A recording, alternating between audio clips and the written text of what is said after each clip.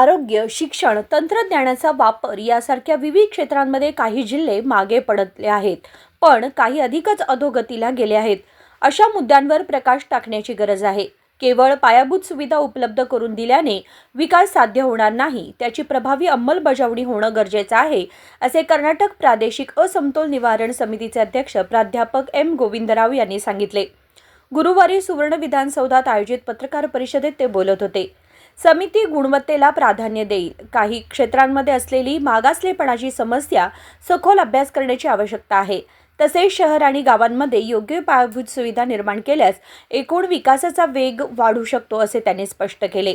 ಹೋಗಿ ಬಂದಿದ್ದೇವೆ ನಾವು ಎಲ್ಲರದ್ದು ಇಲ್ಲಿಯವರದ್ದು ಎಲ್ಲ ಪ್ರಾಬ್ಲಮ್ ಏನಿದೆ ಅವ್ರದ್ದು ಏನು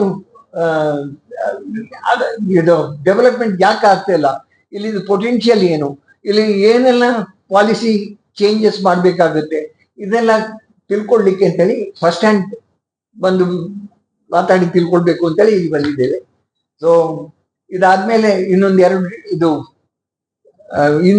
ಎರಡು ಡಿವಿಷನ್ ಇದೆ, ಒಂದು ಬೆಂಗಳೂರು ಮತ್ತೊಂದು ಮೈಸೂರು.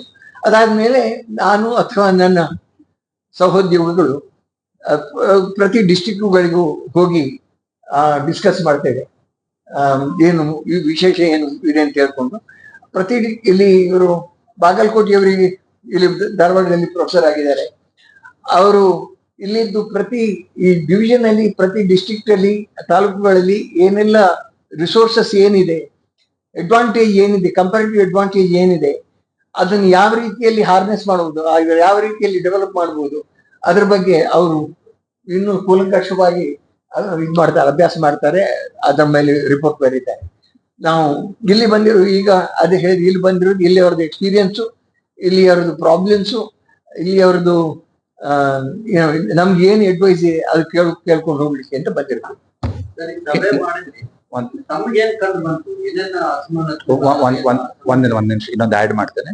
ಇವತ್ತಿಗೆ ಯಾರ್ಯಾರು ಬಂದಿದ್ರಂದ್ರೆ ಅಧಿಕಾರಿಗಳು ಬಿಟ್ಟು ರೈತರ ಮುಖಂಡರು ಎಲ್ಲಾರು ಬಂದ್ರು, ಇಂಡಸ್ಟ್ರೀಸ್ ಅಸೋಸಿಯೇಷನ್ ಬಂದ್ರು, ಹೋಟೆಲ್ ಇಂಡಸ್ಟ್ರಿ ಅವ್ರು ಬಂದ್ರು, ಟೂರಿಸಂ ಯಾರು ನೋಡ್ಕೊಳ್ತಾರೆ, ಅದೇ ರೀತಿ ಫೌಂಡ್ರಿ ಅವ್ರು ಬಂದ್ರು, ಇಂಡಸ್ಟ್ರಿಯಲ್, ಆಮೇಲೆ ಗ್ರೀನ್ ಎನರ್ಜಿ ಅವ್ರು ಬಂದ್ರು, ಪ್ಲಸ್ ತಮ್ಮ ಹೆಲ್ತ್ ಪ್ಲಸ್ ಎಜುಕೇಶನ್ ಸೆಕ್ಟರ್ ಅವರು ರಿಪ್ರೆಸೆಂಟ್ ಮಾಡ್ಬಿಟ್ಟು ಹೇಳಿದ್ರು. ಅವರಿಗೂ ಕರೆದಿದ್ವಿ, ಅವ್ರಿಗೆ बिटल यासोबतच सार्वजनिक तसेच विविध संस्था व संघटनांकडून सूचना घेतल्या जातील, असेही प्राध्यापक गोविंदराव यांनी नमूद केले. संकल्प शिंदे, KMM मराठी, बेळगाव.